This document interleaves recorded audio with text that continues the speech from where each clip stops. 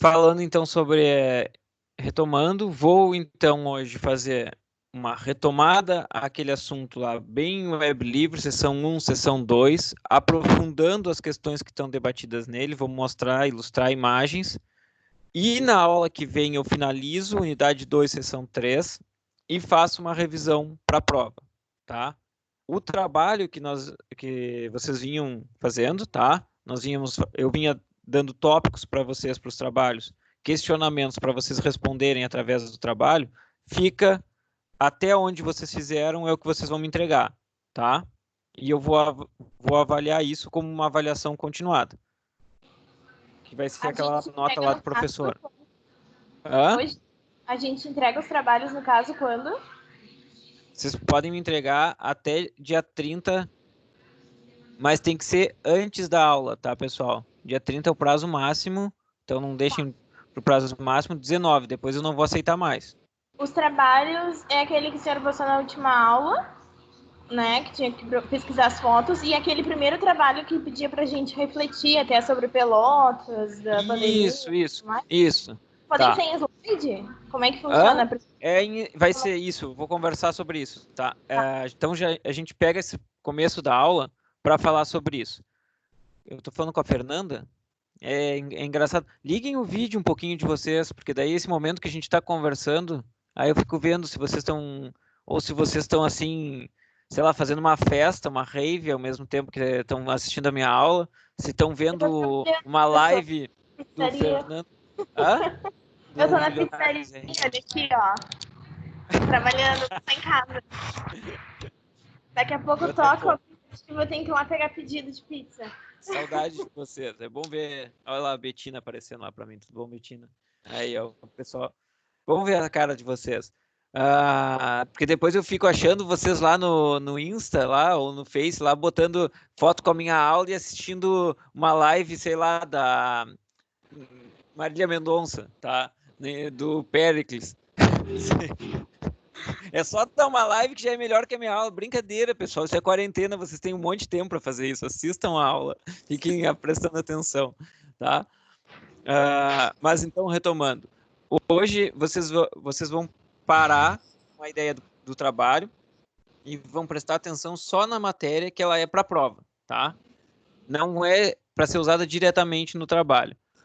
O trabalho vocês tinham que estar fazendo em grupo e podem elaborar em PowerPoint com as imagens e as respostas dos textos, né, que vocês iam fazer. Pode estar em texto, pode estar em áudio, quem quiser gravar áudio, quem quiser gravar vídeo, pode gravar vídeo, botar dentro do PowerPoint, tá?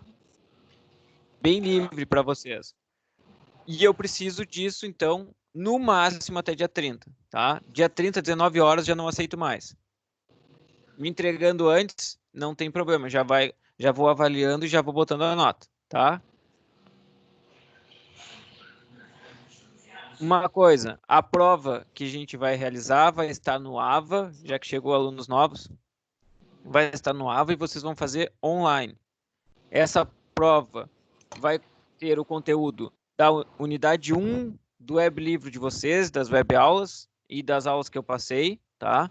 Então tem a sessão 1, sessão 2, sessão 3, tem a unidade 2, sessão 1, sessão 2, sessão 3, tá? Com essa matéria, vou somar na prova uma questão do Escher, tá? E aí, na verdade, eu vou fazer uma questão do Escher, eu vou trazer na revisão mais ou menos o que vai estar, tá? O Escher, na verdade, está sendo debatido, o conteúdo dele eu não vou trazer do livro específico, mas sim da aula, tá? Então, retomem a aula só para conseguir responder a questão. Alguém tem alguma dúvida disso? Do trabalho e sobre a avaliação?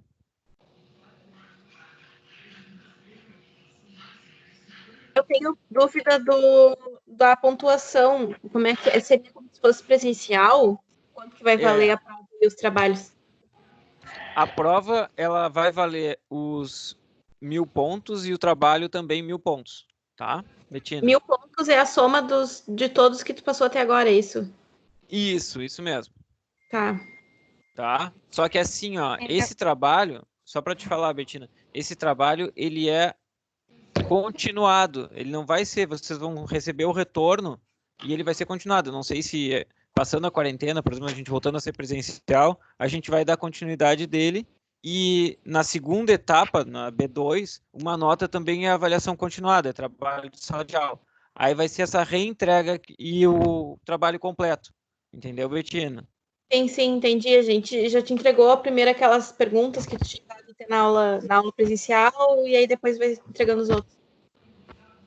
Isso. Vocês vão me entregar nesse PowerPoint agora um conjunto todo. Ele vai formar um trabalho que tem uma reflexão, que é a reflexão que vocês têm a partir do que vocês estão aprendendo na disciplina, tá? Sim, tá bem, entendi. Obrigada. Bem, Hein, Gabriel, tem um limite de questões sobre a prova? Como é que vai funcionar? Tu já sabe ou ainda não sabe também? não sei, mas já tô cheio. É assim, a gente fica na dúvida, né? Se a gente faz muitas questões, acaba às vezes ficando muito difícil, mas se faz poucas, vocês erram e aí podem correr o risco de, com poucos erros, tirar uma nota ruim, né? Então, pelo que eu entendi, pelo que eu li do material, tá? Mas a gente está tirando muitas dúvidas. Não tem, viu, Charlize? Não tem um número máximo, nem um número mínimo. Mas eu queria fazer uma prova. Eu queria fazer uma prova de no mínimo 10 questões, tá? Que eu acho que é uma prova que dá para fazer, já que temos os 2 períodos, tá? Vai ser durante os 2 períodos da aula que a gente tem. É como se fosse presencial, tá, Charlize? Sim. Uhum, tá bem. Obrigada. Nesses 2 períodos vocês vão fazer as questões. Com a grande vantagem de poder consultar, porque a gente não vai saber, né, se vocês vão estar consultando ou não. É isso que está um pouco complicado para a gente entender, né, como é que vai funcionar isso, né, por vocês poderem consultar como é que vai funcionar. Mas é como se fosse uma prova com consulta. Funciona como critério de avaliação, na verdade. Vocês vão ter que saber aquele conteúdo para responder. Então essa é uma decisão que não é dos professores, tá? Não foi do nosso grupo de professores, a gente está se reunindo, mas não tem muito o que fazer. É meio que para ter um documento que comprovou que vocês fizeram as aulas e tiveram uma avaliação dessas aulas, entenderam, pessoal? Não tem também, não é o NES perseguindo vocês, não tem nada disso, tá? É uma questão Acho que é culpa do Neto. Mas sim. é adaptar a essa realidade do Covid e das quarentenas, tá? E aí foi uma decisão, como essas mudanças que a gente teve de plataforma, todas essas adaptações que a gente está tendo que ter, surgiu mais essa. Então eu peço a compreensão de vocês e vamos para a matéria hoje, tá, pessoal? Vamos lá. Vou espelhar a tela aqui do meu computador. Um abraço para todos. Vocês não ligaram os vídeos, eu fiquei triste. Deixa eu até fazer aqui, peraí.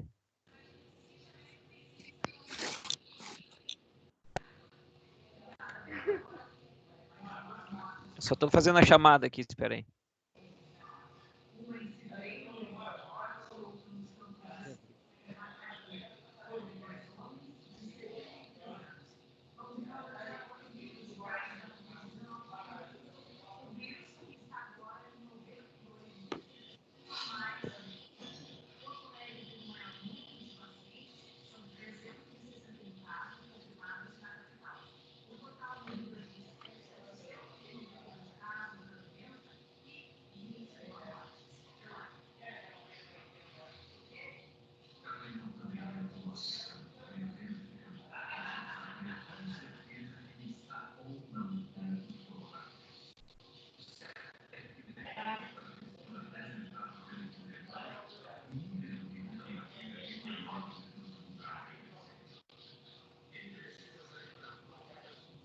Então vamos lá.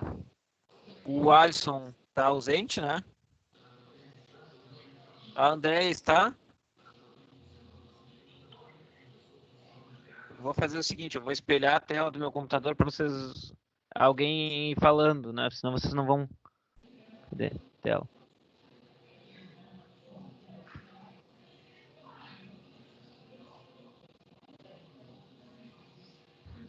Estão me enxergando?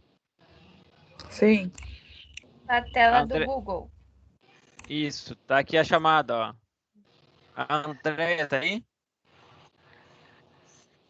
Acho que a Andréia não entrou ainda. A Andressa.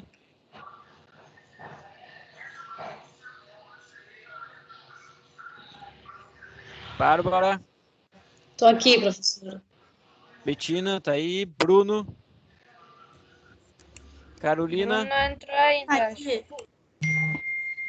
Carolina. Ávila.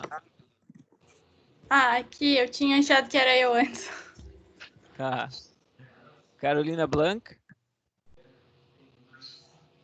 Charlize tá aí. Cristiane tá aí. Aqui. Fabiane. Eu tô aqui, professor. Botou falta. Carolina. Ah, Carolina, vamos lá. Tá, então. Parei aqui no Fabiano. Não. Fernanda. Tá aí.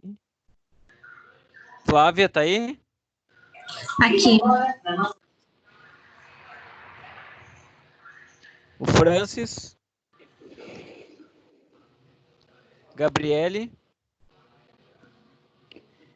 Jobim.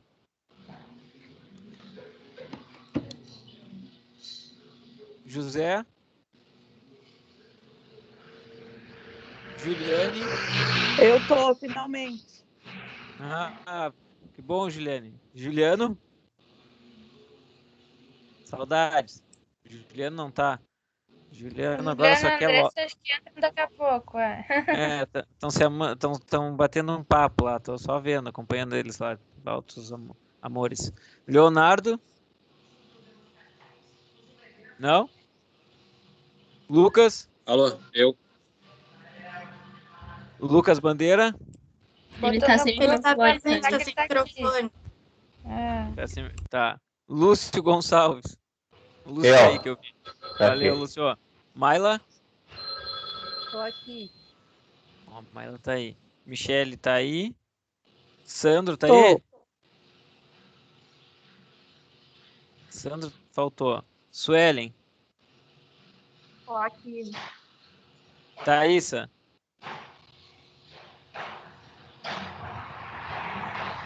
A Thaís tá aí? Aqui. E o Wellington tá aí que eu vi. Vamos parar. Professora, a Brenda pediu para avisar que ela não tá na chamada, mas ela tá na aula. Ela tá só sem áudio, mas ela não tá na chamada. Eu também não tô na chamada, Gabriel. Tá, então vamos ter que conversar isso. Vocês estão com acesso ao AVA, quem não tá na chamada? Não. A gente vai ter que ver por causa da questão da prova, viu, Isa? Talvez eu consiga. Eu vou conversar com o Nes para ver como é que eu faço. Eu envio para vocês por fora do AVA e vocês me respondem, depois me reenviam. É tu e quem? É eu, o Marcelo e a Brenda, é isso? A Brenda, é. Isso, eu também. Para eu conseguir. Meu mouse. Bem, vamos lá, vamos para a aula, pessoal. Estão enxergando a tela? Sim. Vou desligar o áudio de vocês agora.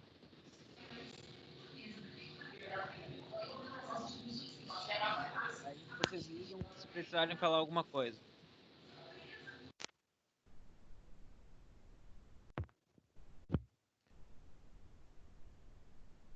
Pessoal, como eu contei para vocês, a nossa aula estava seguindo um rumo que foi um aprofundamento nas teorias do urbano, de planejamento urbano, a nível internacional, e finalizamos a última aula tentando contextualizar no contexto brasileiro, dando uma aprofundada na questão do contexto brasileiro. Eu retomo também o web livro de vocês na unidade 1, unidade 2, seção 1, em que ele traz um breve histórico sobre o processo de urbanização no Brasil.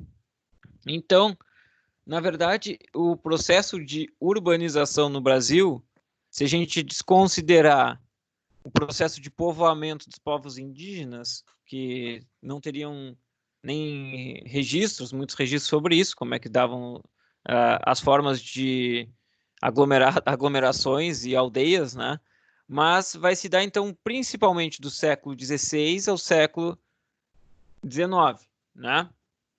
Que vai se dar um processo predominantemente um Brasil rural, baseado no regime escravocrata, tá? Exploração de produtos primários, né? E essa é uma característica, então, que vai mudar drasticamente no século XX, né?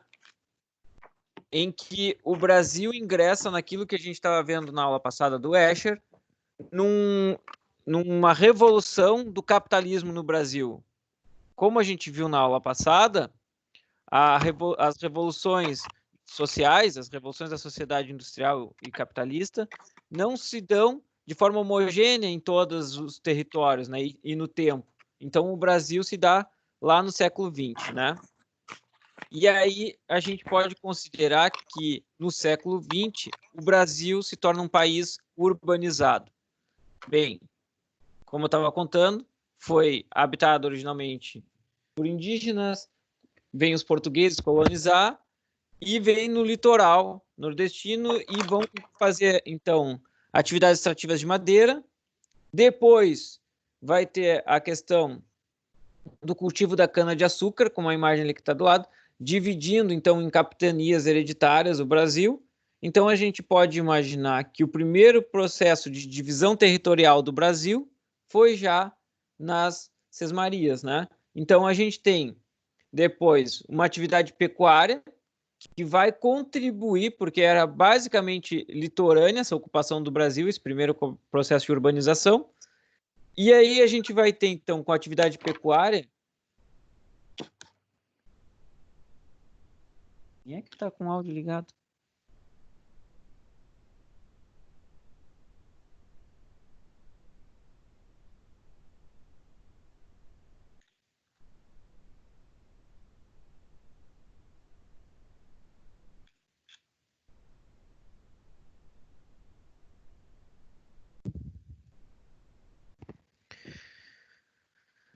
Vamos lá. Então, a gente vai ter a atividade pecuária contribuindo para uma interiorização do processo de urbanização, né?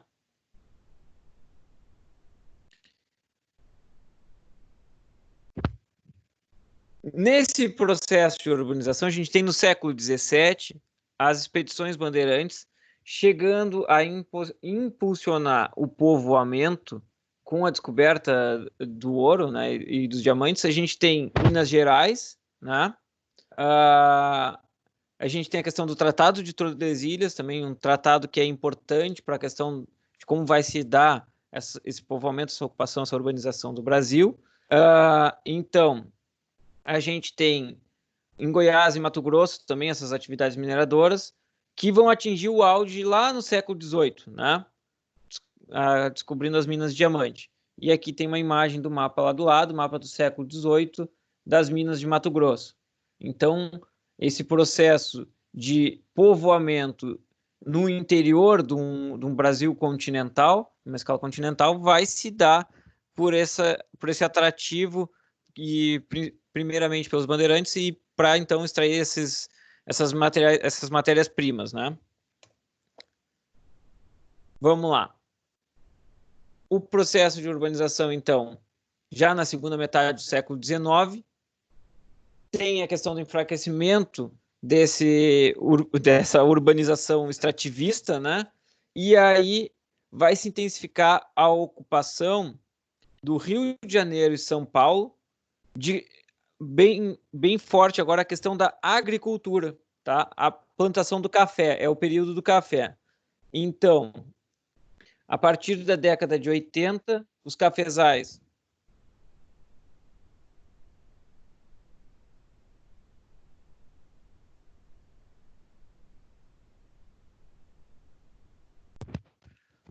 a gente tem a questão, então, dos cafezais, então. A gente tem uma imagem aqui do lado do estado de São Paulo, que vai se começar primeiro no Rio de Janeiro, mas depois chega ao estado de São Paulo e ele se torna o principal cultivador de café, tá? A grande potência. Então, a economia cafeeira, a gente coloca que implicou na construção das primeiras infraestruturas, que a gente pode dizer assim, desse processo de modernização, bem forte foram, então, bastante no período do café, que a gente tem estradas de ferro ligando interior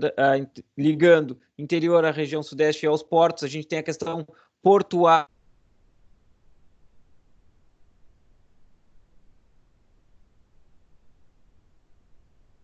Então, um investimento que vai impulsionar e vai garantir esse investimento na industrialização da região. Outra questão que a gente tem que vai impulsionar o processo de urbanização é a abolição da escravatura.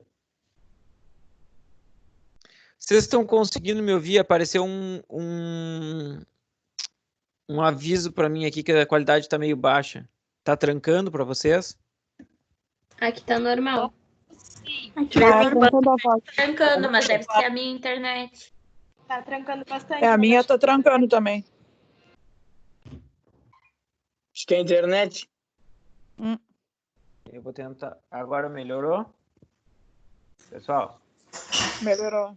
Sim. Tá.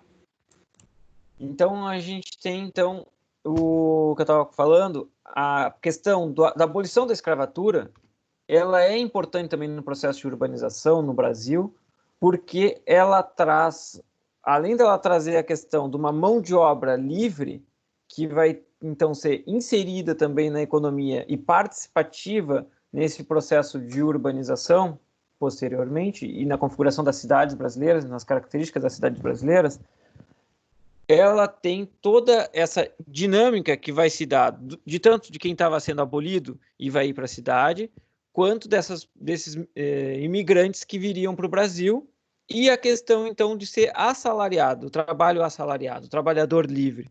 Isso muda muito as dinâmicas sociais, tá? E acelera muito o processo de urbanização. Bem, então a gente tem então a emergência da mão de obra livre em 1888. Então contribui, é bem o que eu falei, eu antecipei, né? A Maricato falando, tá? Isso. A gente tem o Milton Santos, tá? Então, não foi só o governo. Também a gente estava mudando as formas de governo no Brasil, tá? Eu vou estar ingressando mais alguém. Vamos lá. Gabriel, para mim não tá aparecendo a imagem. E agora? Não, nem a tua.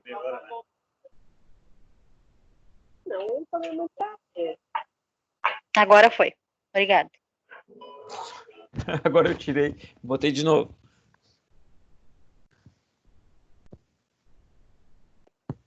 Agora sumiu. Eu acho Não, que o teu tá com um atraso. Ah. Não, vou aguardar, de repente volto, senão eu saio e entro de novo. O pessoal tá conseguindo visualizar, o resto do pessoal? Sim. Sim. Sim. Agora a tela tá preta. Não, mas não era para estar. Para mim tá aparecendo o processo de urbanização. E umas pessoas ali numa fazenda de café, não é, Isa? Isso. Tá. Então, de repente, é a minha internet que tá ruim, mas pode seguir que o teu áudio tá vindo normal. Daqui a pouco. Agora normalizou a imagem. Então tá, eu tenho acompanhado como fica a qualidade da gravação, pessoal. Infelizmente, essa aula é gravada, né? Mas se vocês conseguiram pegar, não fica tão boa também a qualidade da gravação. As internets andam ruins. Peço desculpa para vocês, ou essa gravação também não é tão perfeita. Vamos lá. Então, é importante vocês estarem presentes nas aulas. Agora Então, normalizou, Gabriel, tudo certo. Então, eu vou dar continuidade. Então, tá. Então, como o Santos vai falar ali, o Milton Santos, ele fala que não é só uma questão...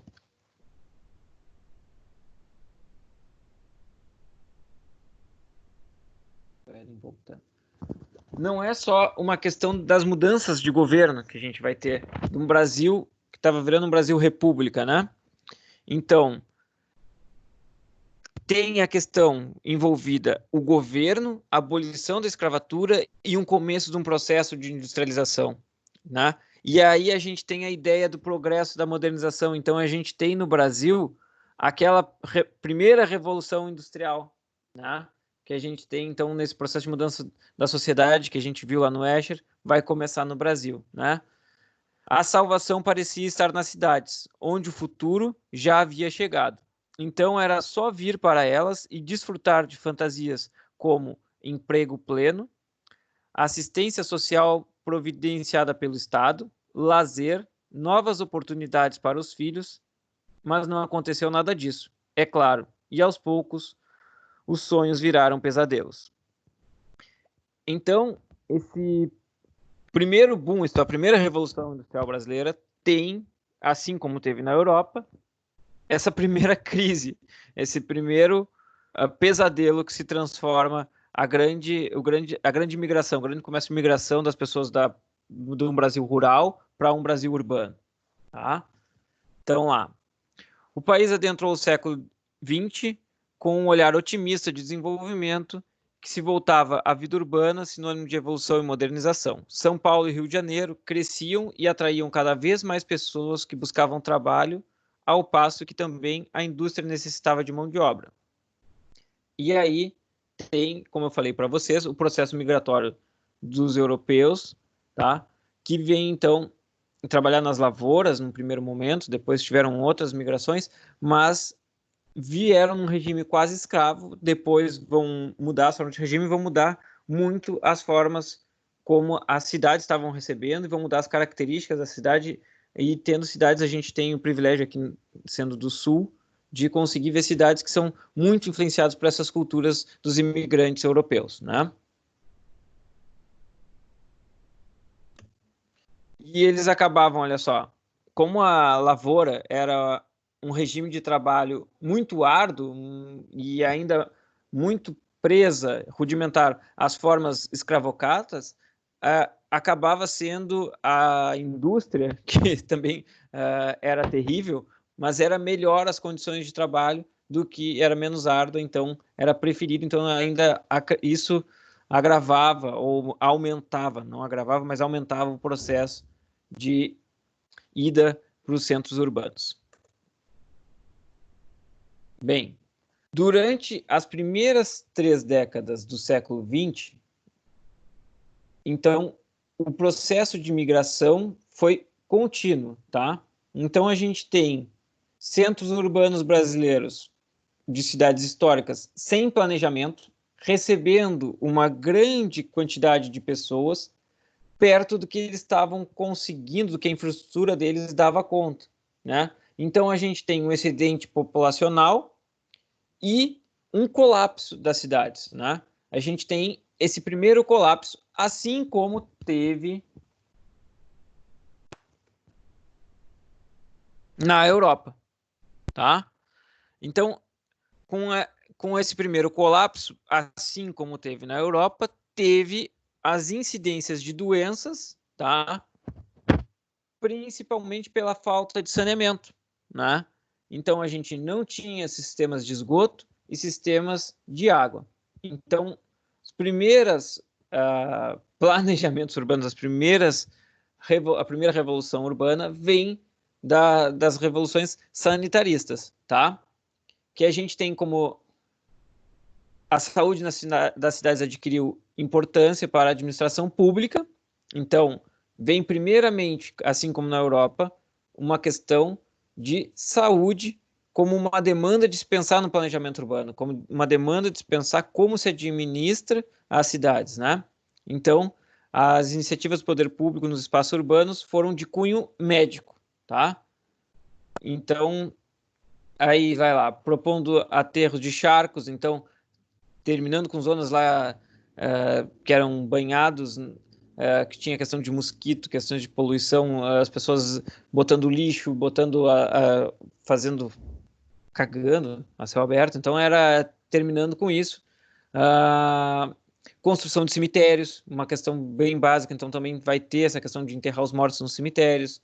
Redes de coleta de esgoto também vai começar a se pensar, e a gente tem um grande expoente desse pensamento e dessas reformas nas cidades, nas capitais, nas cidades grandes, que era o Saturnino de Brito, né?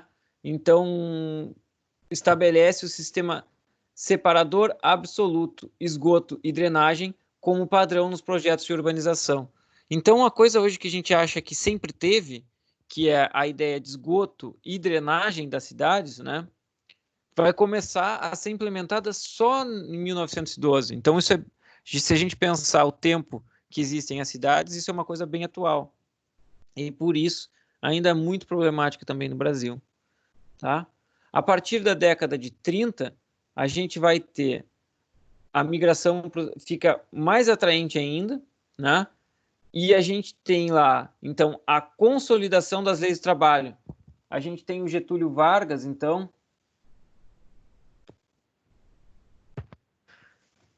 pensando num bem-estar social, né? Num estado de bem-estar social, lá, retomando a aula do Escher, e vai trabalhar com as ideias, então, dos trabalhadores e um governo populista, né? Pensando, então, nas questões de cria a CLT.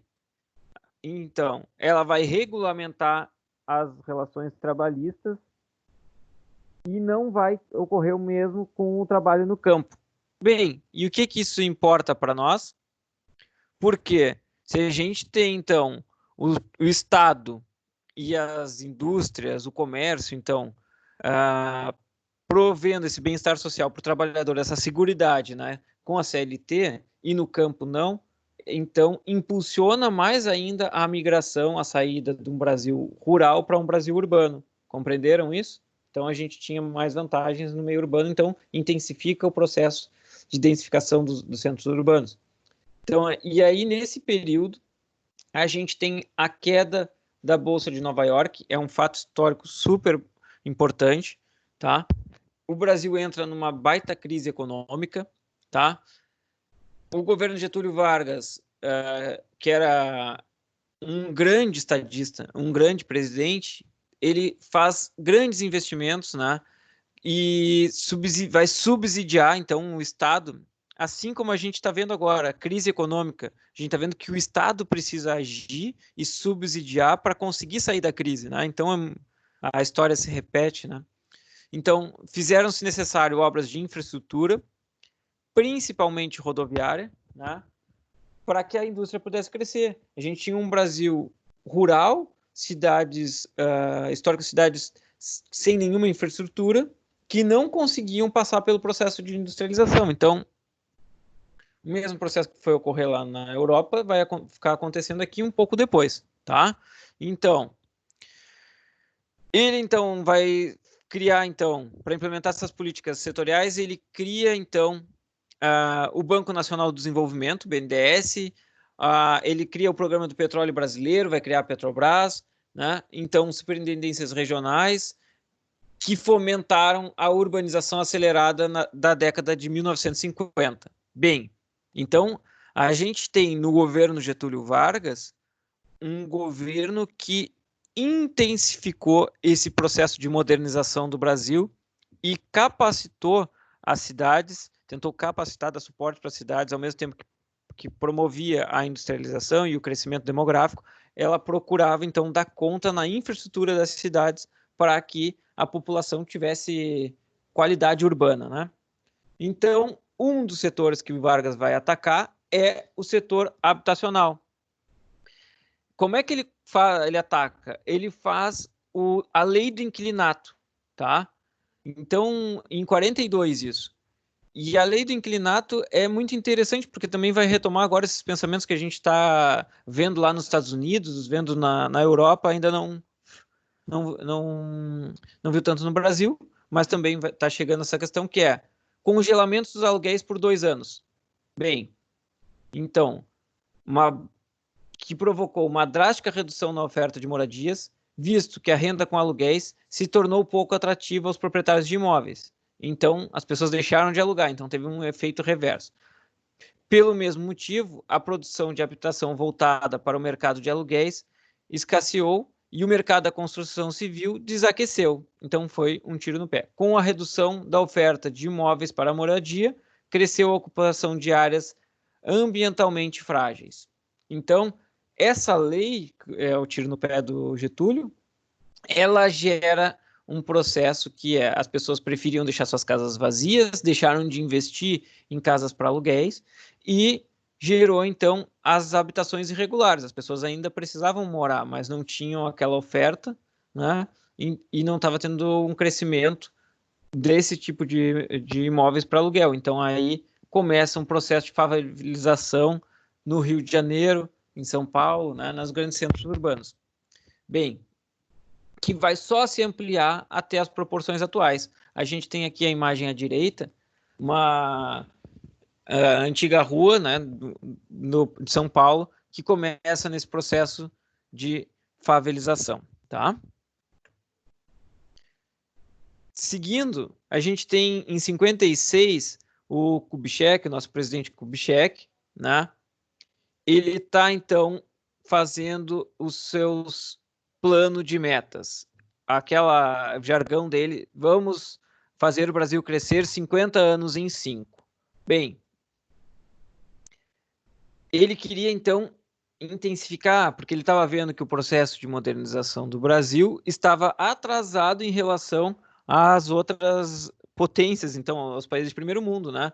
Então, como ele quer modernizar, ele quer industrializar e ele quer trazer a modernização das cidades, principalmente pela construção de rodovias, né? Substituindo as ferrovias. Então, o que vai ser um tiro no pé que até hoje, né? Para nós.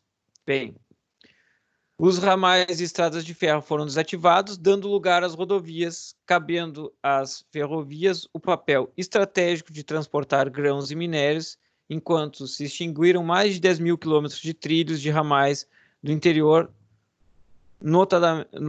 notadamente passageiros. Bem, então, no Kubitschek, a gente tem, por exemplo, então, o começo de um projeto também de modernização do Brasil, nos 50 anos em 5, que vocês todos sabem, é o planejamento e o projeto de Brasília, o concurso de Brasília, né, para a capital Brasília, que o Lúcio Costa vai ganhar, é no governo Kubitschek.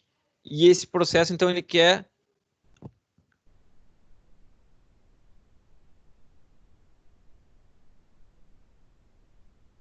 O pessoal fica caindo, aí eu tenho que ficar botando eles de volta. Desculpem aí, pessoal, parar. Então ele quer investir nessa cidade moderna, né? Ele acredita nesse sonho moderno, tá? E ele está bem então preso naquele pensamento que a gente tem lá do Moses, tá? Do modernismo internacional, tá? No urbanismo. Então, uma cidade eficiente. Na área do saneamento, Kubitschek fez empréstimos internacionais para subsidiar projetos para a saúde. Nesse período, o crescimento populacional no país se acelerou. A população cresceu em média 3% ao ano, correspondendo a um acréscimo relativo de 34,9% no efetivo populacional.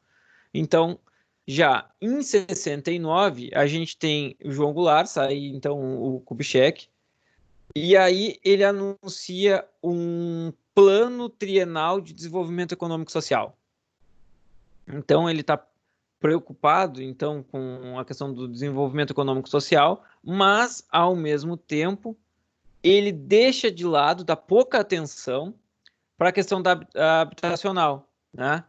Chegando, então, em 63, a ter em Petrópolis, tá? No Rio de Janeiro, a gente tem o encontro da Quitandinha, tá? Esse encontro com o pessoal do IAB e advogados, né?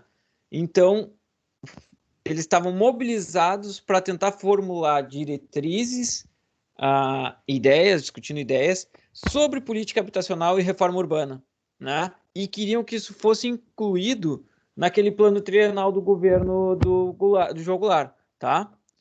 E aí, do João Goulart. E aí, isso, então, já marca, né, pessoal, o começo da discussão, então, o IAB se mexendo e se engajando pela luta do direito da inclusão da reforma urbana, né, as políticas habitacionais, então, sendo incluídas nos pacotes de governo. Bem, tem o golpe, em 64, a questão da ditadura militar vai, então, inviabilizar engajamentos, então, do Instituto dos Arquitetos Brasileiros, então, os advogados também, a população que estava se engajando, vai sofrer um baque ali, tipo, uma censura, e não deu para seguir, mas o governo, então, militar, a ditadura militar, ele, então, vai criar, principalmente, o Plano Nacional de Desenvolvimento e o Fundo Nacional para Abastecimento de Água, já de começo, né? Então, a saúde e o saneamento vão passar a ser tratados separadamente por essa forma de governo, tá? E aí isso dá início, pessoal, a um problema de gestão que vai vir até os dias atuais, tá? Por quê? Separou a ideia, a concepção, aonde se planeja saúde, saneamento e meio ambiente na cidade. Com essa forma segregada, geram incompatibilidades, falta de informação, falta de coerência entre o planejamento desses itens, tá? E aí, no campo da habitação, lá vai se criar o BNH, né? O BNH a gente consegue ver aqui em Pelotas, consegue ver em Rio Grande, consegue ver nas nossas cidades, foi um grande... foi um grande investimento que teve na habitação de interesse social, né? Na habitação no Brasil, e foi um fundo, então, que se criou de dinheiro e se investiu todo na construção de habitação no Brasil. A gente tem o Trevo, por exemplo, em Rio Grande, lá o condomínio Trevo, tem Coabpel aqui em Pelotas, tá? Então, e o Serviço Federal de Habitação e Urbanismo, tá? Para buscar soluções para o déficit habitacional ocasionado pela falta de investimento no setor. Então, esse banco e esse Serviço Federal de Habitação e Urbanismo veio, então, para dar um incentivo e impulsionar o setor da habitação e da construção civil também, tá? Então, a gente tem as Coabs surgindo, então vão surgir Coabs em Porto Alegre, principalmente nos grandes centros urbanos, tá? Mas também já em cidades que já estavam num crescimento urbano considerável, também receberam esses incentivos. Bem,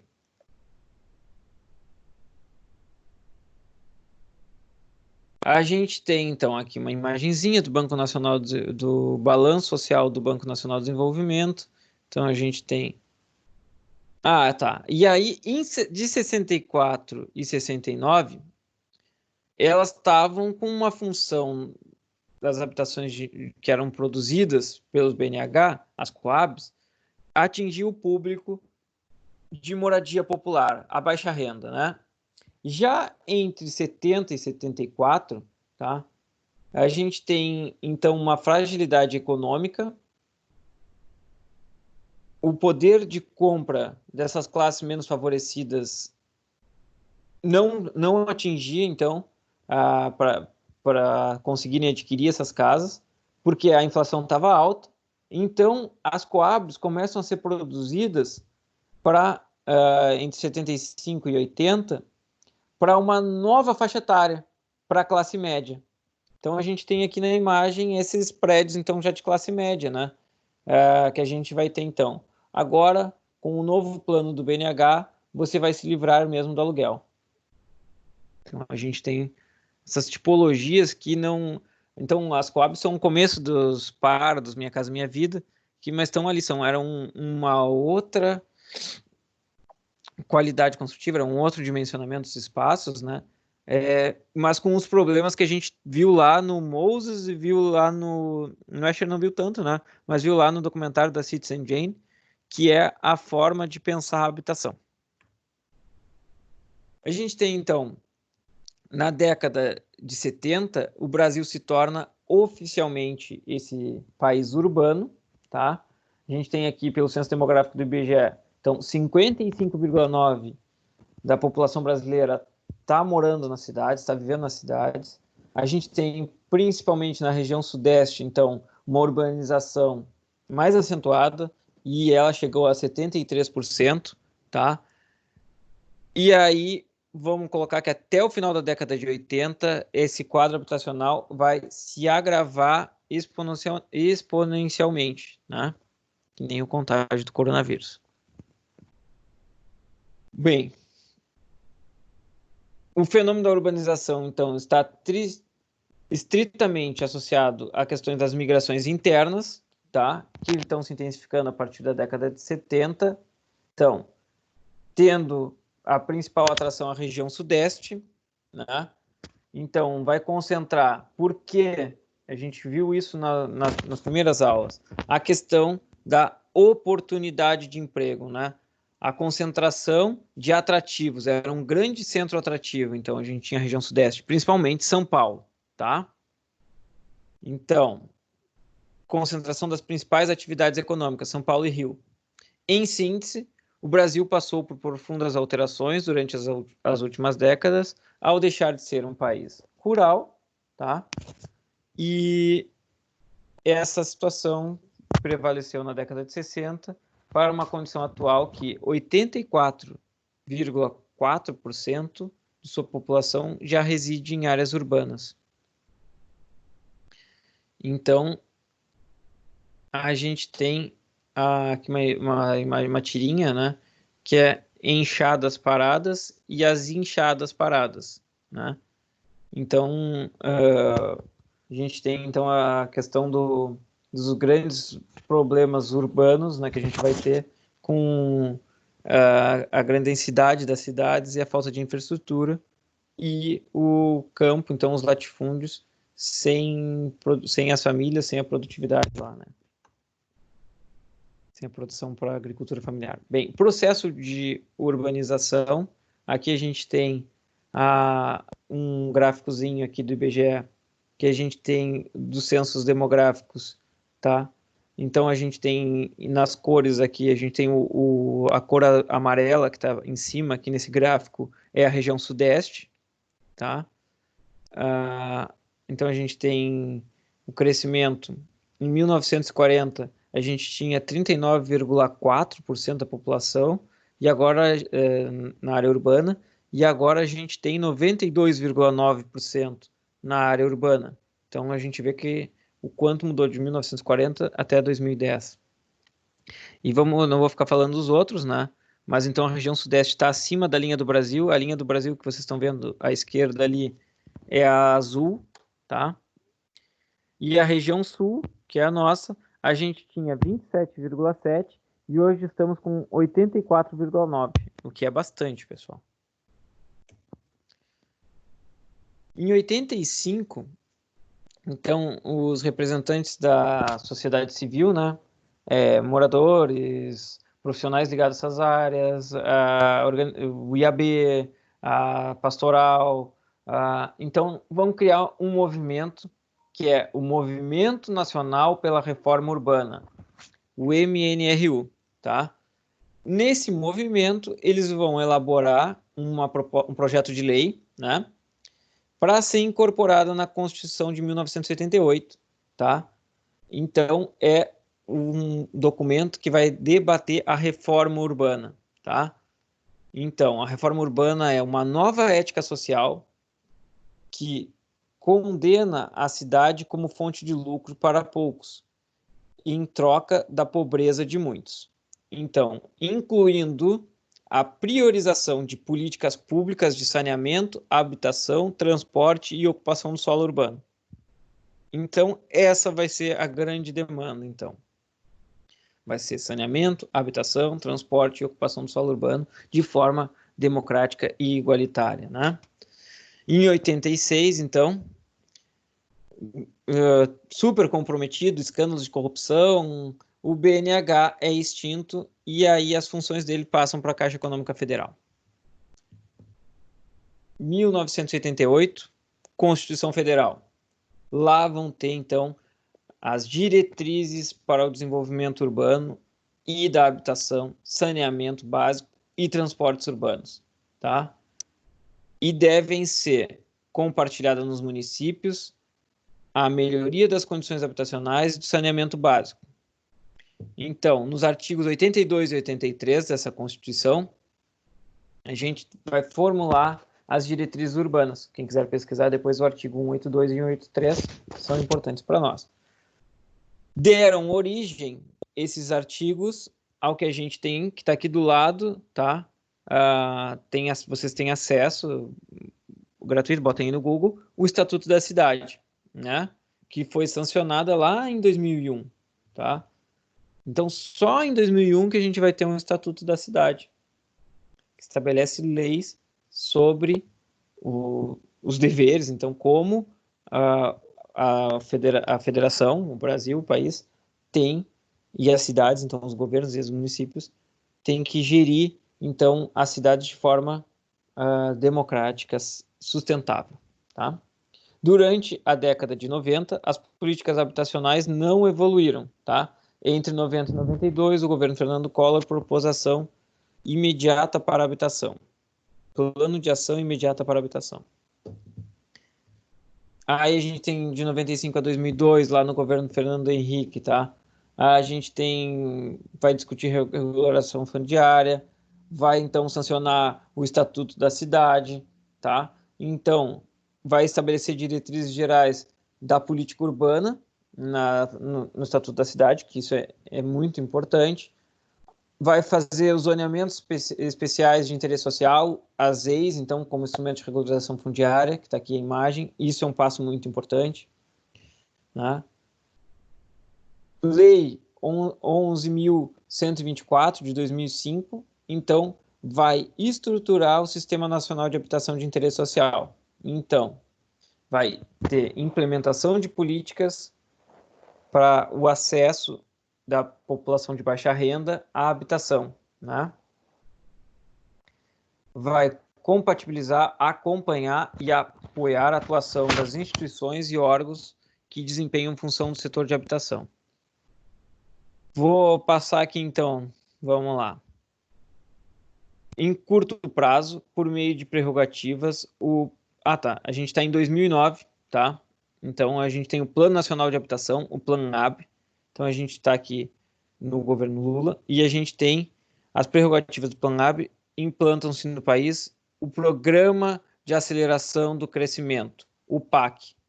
E aí, um programa super importante, que é o Programa Minha Casa Minha Vida, que, então, vai impulsionar a habitação de interesse social, né?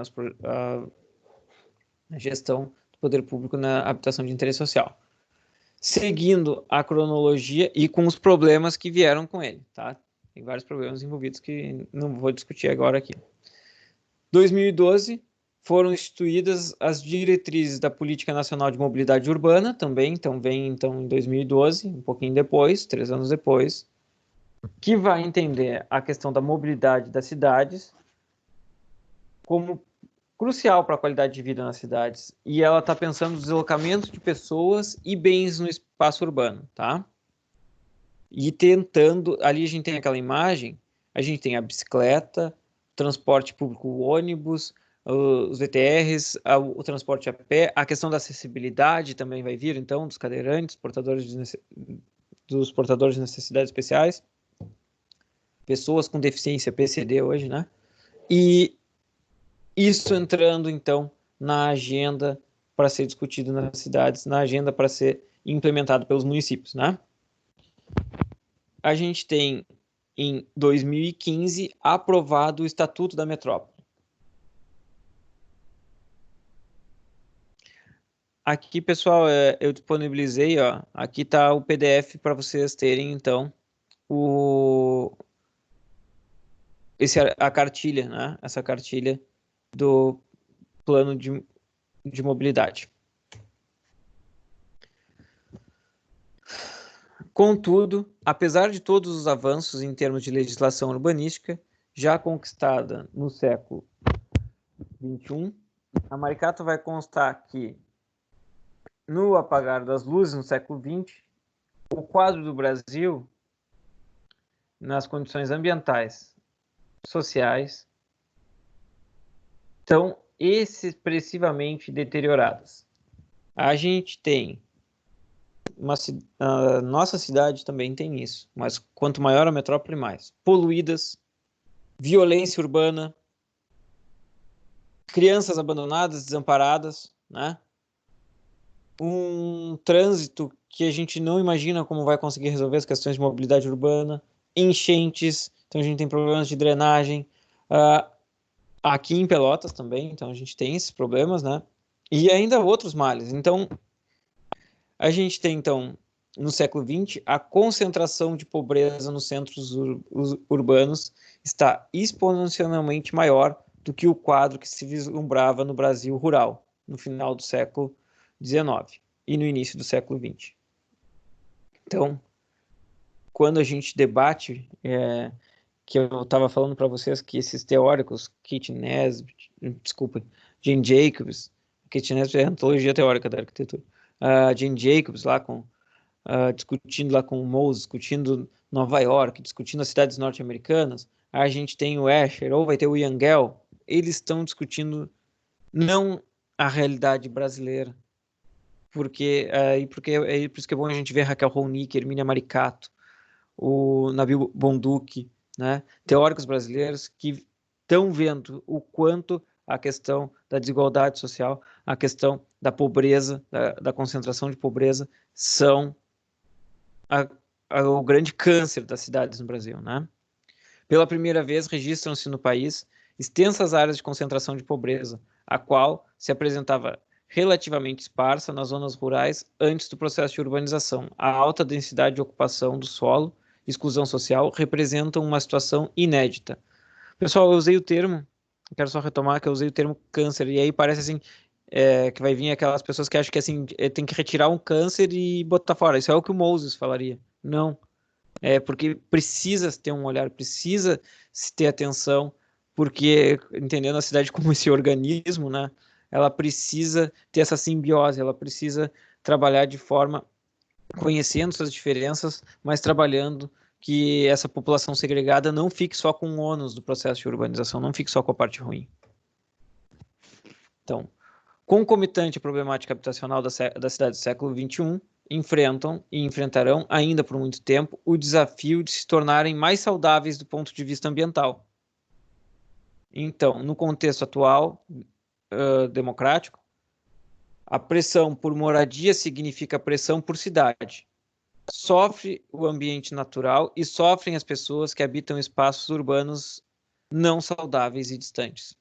Esforços enormes precisam ser realizados para que a cidade possa estar disponível para todos, para que as infraestruturas e serviços públicos alcancem toda a população. As periferias se ampliam em detrimento do alto custo da terra urbanizada, acarretando o alargamento do perímetro urbano, com densidades urbanas antieconômicas do ponto de vista da infraestrutura. O modal rodoviário deve ser urgentemente revisto. Devem-se ampliar as ofertas de modais variados para transporte de passageiros. Somando a isso, as políticas habitacionais devem buscar modalidades de créditos eficazes para garantir às famílias a efetividade e definitiva aquisição das moradias. Então, pessoal, isso aqui é um resumo, né, de coisas que devem ser feitas nas nossas cidades. Entrando na seção 2, pessoal, a gente vai entrar, já estou quase terminando, a rede de hierarquia urbana. Então, o IBGE, o Instituto Brasileiro de Geografia e Estatística, né, ele está estudando os arranjos populacionais, tá, desde a metade do século XX, né. Então, ele foi fundado e vem estudando desde que o processo de modernização das cidades, que o processo de urbanização se intensifica, né? Então, e quando se intensifica o processo de urbanização, a modernização das cidades, se gera mais heterogeneidade, se gera mais complexidade, né? Então, recortes territoriais diferenciados são necessários. Segundo o IBGE, as áreas urbanas se dividem em área urbana, área não urbanizada de cidade ou vila e área urbana isolada, né? Áreas externas ao perímetro urbano são classificadas como aglomerado rural de extensão urbana, povoado, núcleo, lugarejo e área rural. Então, essas, para vocês saberem, essas definições, essas classificações que o IBGE nos dá. Então, a gente tem critérios mundialmente utilizados, né, que classificam as cidades quanto tamanho da população, densidade demográfica, oferta de serviço, participação na agricultura, divisão administrativa e aglomeração de habitantes. Bem,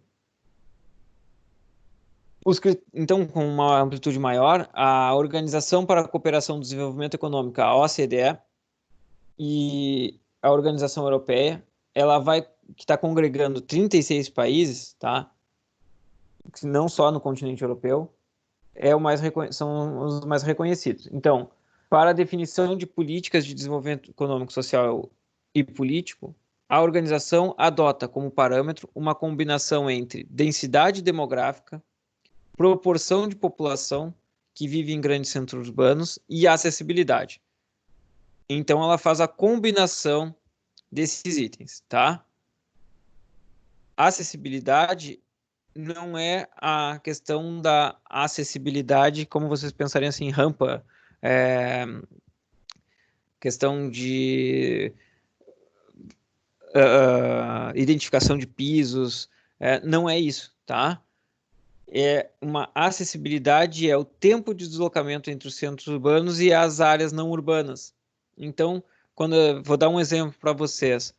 Existe diferença de acessibilidade entre quem mora no centro para fazer as compras ou ir, vamos colocar assim, na prefeitura e ter acesso à saúde, e pessoas que vão morar lá no sítio floresta, tá? Então, é isso, né? Então, eles medem essa ideia de acessibilidade. Outros países também adotam parâmetros demográficos combinados à oferta de serviços, aglomerações de habitações, conforme pode ser visto na tabela 21. Eu botei a tabela aqui para vocês. Então, a gente tem critério predominante lá na Argentina, é o tamanho da população. Só esse. Na Austrália, a gente tem a densidade demográfica, oferta de serviços, aglomerações de habitações, tá? Então, isso dá a classificação das áreas rurais e urbanas para a Austrália. Bolívia, tamanho de população. A gente vai ver que na América Latina, Cuba está na frente, ele tem oferta de serviços também, né? É tamanho da população e oferta de serviços. Estados Unidos, só tamanho da população. França, tamanho da população. Honduras, tamanho da população, oferta de serviço. Na Inglaterra, aglomerações de habitação. Só esse item. México também. Então eu vou pular aqui, né? Vamos passar, depois se vocês quiserem ver. No Brasil, então, considera aspectos morfológicos das áreas para classificar essas frações territoriais. Então, considerando a questão quantidade de domicílios e distância entre as habitações num determinado setor censitário. Então, a gente vai ter os setores censitários, né? Como as unidades territoriais que são estabelecidas pelo IBGE para coletar e sistematizar informações estáticas, social, demográfica e econômica. Então, essas áreas, ela tem um limite físico identificado, né, em áreas contínuas, então, respeitando a divisão político-administrativa do Brasil. Então, dentro de praticamente todos os municípios brasileiros, encontram-se uma variedade de situações que vão do espaço eminentemente rural às grandes densidades urbanas.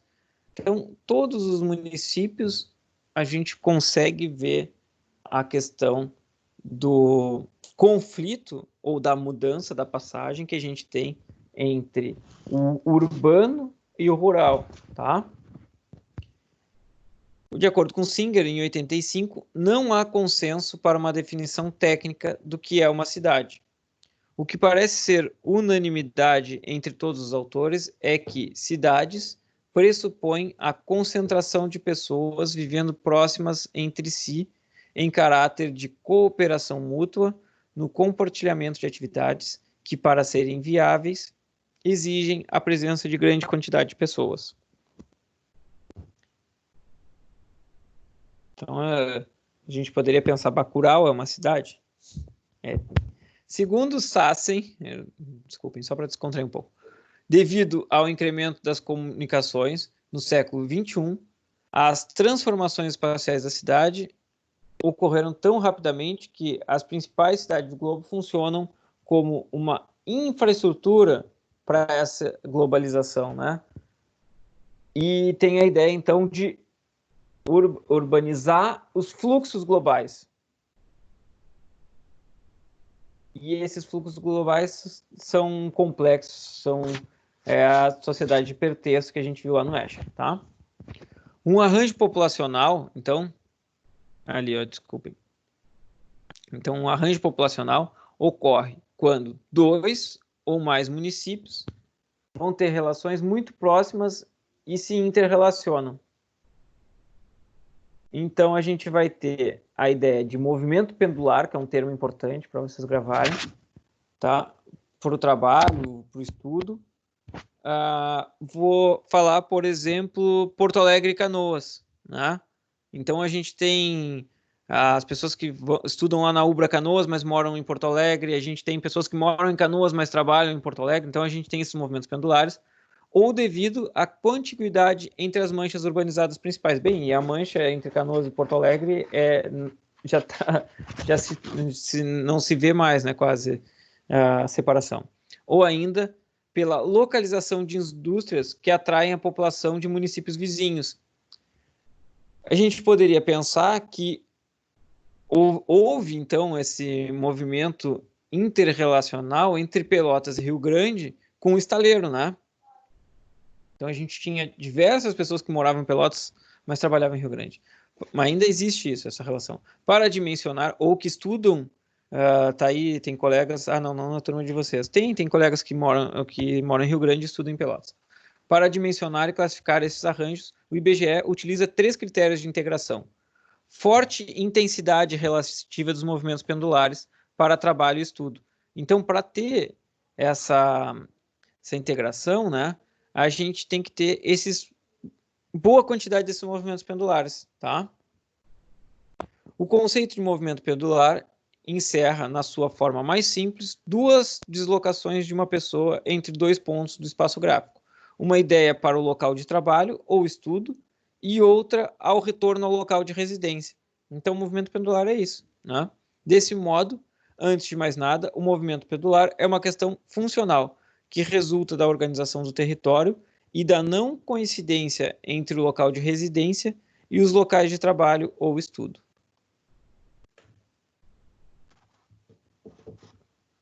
Bem, a gente pensar, então, na relação entre cidades, e a gente está falando, então, no planejamento regional, tá, pessoal? Não no planejamento urbano, mas no nível regional. Possibilita a compreensão do grau de especialização de seus serviços, situando-se em parâmetros de influência local. Vai ter, então, uma influência local, uma influência regional, uma influência nacional ou até planetária, tá? No caso de cidades globais, então, ou metrópoles mundiais, situados no patamar mais alto do topo da hierarquia urbana. Então, nessa hierarquia urbana, nós teríamos a questão, então, quando a gente está pensando nesses movimentos pendulares também, a gente não está mais pensando, a gente está pensando Porto Alegre, a gente está pensando São Paulo, então, e atrai gente até do Nordeste, né? Então, é isso. Vamos lá. Consumo de bens, ou empresários que ficam se deslocando Porto Alegre, São Paulo, né? Existem movimentos pendulares Porto Alegre, São Paulo. Consumo de bens, as relações empresariais, lucros enviados por filiais de multinacionais, tudo isso demonstra como, mesmo em escala internacional, as cidades estão articuladas entre si, econômica, cultural e até politicamente, formando diferentes arranjos de redes urbanas, ou seja, conjuntos de cidades integrados devido a funções que as cidades desempenham. Desde a década de 80, a gente vai ter alterações morfológicas na cidade, causada por transformações políticas e econômicas a nível mundial, né? E isso está sendo acompanhado pelos estudiosos e sendo, então, renovando as teorias do urbano e do planejamento urbano, né? O liberalismo econômico e o comércio internacional, então, facilitado pelas inovações tecnológicas, pelas tecnologias da informação e comunicação, como a gente estava vendo lá no Escher, né? Permitem a internacionalização do capital, constituindo sistemas globais interligados de unidades produtivas de mercados financeiros e de centros de consumo. A gente vai pensar e a gente pensa até Pelotas tem exemplos disso. Então a gente tem empresas que estão trabalhando com produção não para Pelotas, mas recebem verbas lá da Europa ou dos Estados Unidos, startups aqui. Então a gente tem isso influenciando. A gente tem em São Paulo grandes empresas, agora são um capital mundial que fica sendo investido. Bem, vamos lá, vamos seguir, né? Senão não vai terminar. Rede de hierarquia urbana. Então, a gente tem lá, na teoria dos lugares centrais, a gente tem a Christaller, né? 1933, tá? Na teoria dele, então, ele vai organizar o espaço pondo lugares subordinados em torno de certo lugar central. Então, a gente tem os lugares subordinados e um lugar central. E formam um conjunto que são funcionalmente integrados, tá? Então, esse lugar central, ele tem a função de fornecer bens e serviços, desempenhar funções administrativas para a sua área de influência. Deem um exemplo de um lugar central. Eu vou esperar vocês falarem. E vou ver quem é que está na sala, enquanto isso. Oi. Oi. Deem um exemplo de um lugar central para essa teoria dos lugares centrais. Oi. Pessoal, vocês não estavam prestando atenção. Pelotas é nessa teoria, um desses lugares centrais, porque ele atrai, então, lugares, então, vamos dizer assim, que são subordinados. A gente teria, então, por exemplo, as várias cidadezinhas. A gente tem Morro Redondo, São Lourenço, Canguçu, várias cidadezinhas em que a gente tem como ponto central, atrativo central, Pelotas, né? Então, isso daí era o que eu queria que vocês falassem, né? Fornecedores desses bens e serviços procuram se localizar estrategicamente de forma a se distanciar dos concorrentes, maximizando os raios de influência. Então, vamos seguir. A questão urbana, rede de hierarquia urbana. Então, vamos lá. Sobre as funções da cidade e suas redes urbanas, já tem Correia, então, em 1921 ele está explicando que o Aroussel classificou as cidades em cidades de administração, de defesa, cidades de cultura, de produção, cidades de coleta, cidades de transferência, distribuição, recreação, de acordo com o predomínio dessas funções. Tá? Nessa classificação, a cidade tem função industrial, de comércio, varejista, atacadista, transporte, mineração, educação, lazer. Então, havendo cidades diversificadas com mais de uma função, tá? Tem cidade, então a gente vai pensar aquela coisa, principalmente nos Estados Unidos, né? Uma cidade dormitório e tem a cidade industrial, tá? Conforme propõe Correia, então, as redes de cidade podem ser classificadas também de acordo com a dimensão básica e variação. Então, de acordo com a relação entre o tamanho demográfico e o desenvolvimento. Entre cidade e região, conforme a hierarquia urbana. Neste último aspecto, depende, então, do patamar demográfico que se encontram. O grau, então, é proporcional à especialização dos serviços que são oferecidos. A rede urbana, então, assume uma configuração complexa que pode ser hierarquizada para um fim de uma regionalização e um planejamento conjunto entre essas cidades. Fim.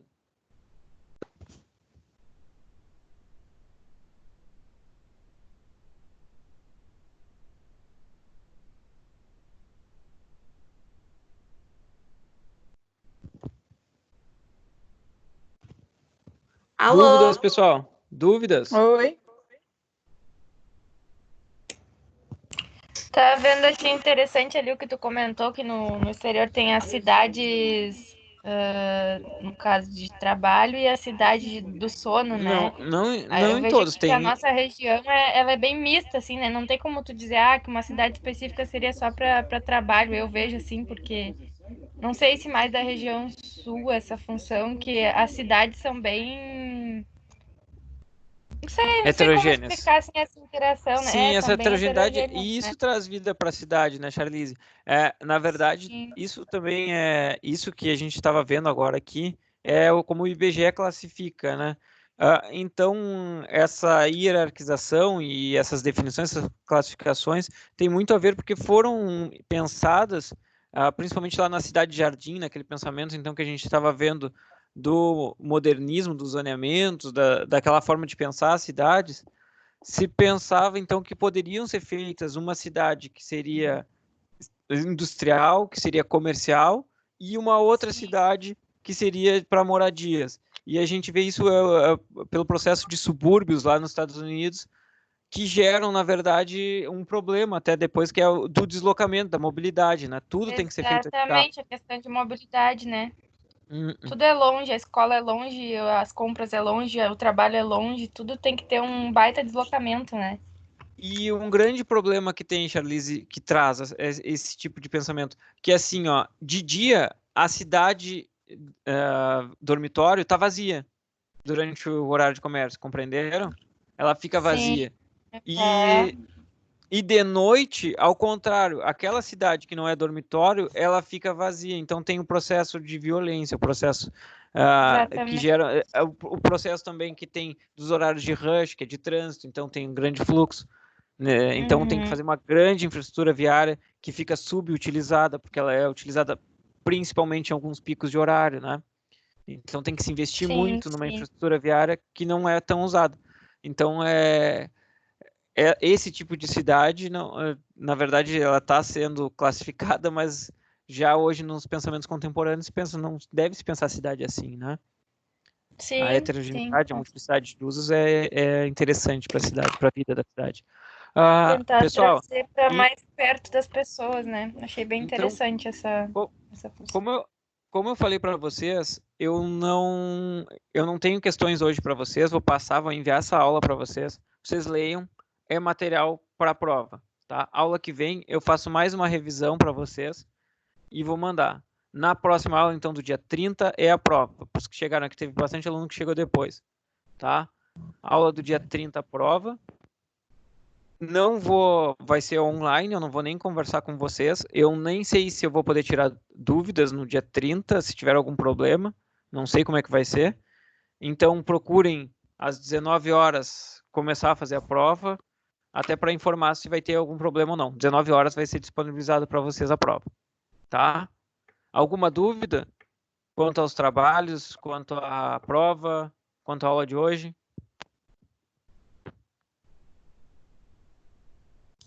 Não, por enquanto nenhuma dúvida, professor. Então tá. Qualquer coisa, entre em contato comigo pelo WhatsApp, tá? Um abraço para vocês. Infelizmente a aula hoje, eu tinha uma outra aula planejada, tá? Mudei toda. Era uma aula sobre cidades sem pessoas, falando sobre o Brasil, chegando no Brasil, falando sobre como o Covid está mudando a forma de planejar e pensar as cidades. E vai ficar para depois, depois da nossa prova, tá bem? Aí retoma mais com vídeo, foto, fica umas aulas mais técnicas. Na aula da semana que vem a gente vai ter revisão, então, sobre tudo de novo. Vocês vão ter um último assunto, tá? Eu até vou te dizer aqui, Charlize. A sessão 3, né? Isso, tá? Que eu vou te dizer qual é o tema. Sessão 3.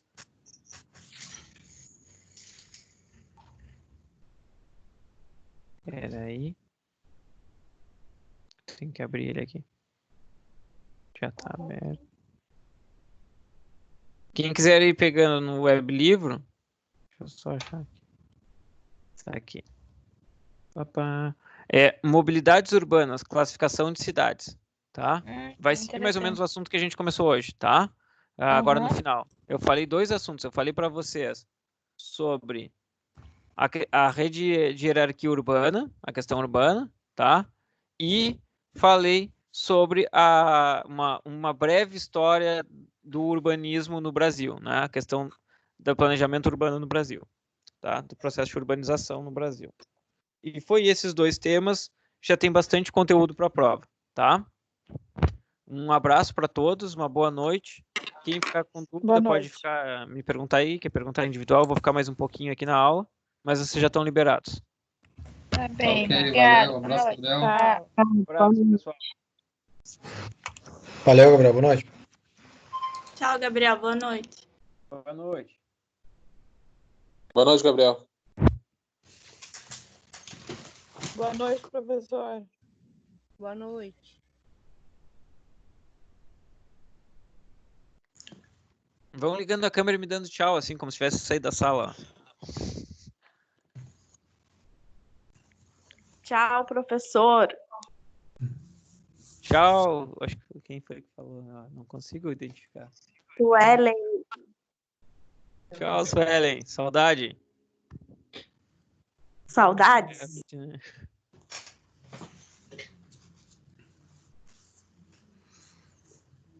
A Ju ligou a câmera. Desligou, saiu. Ô, Thaís.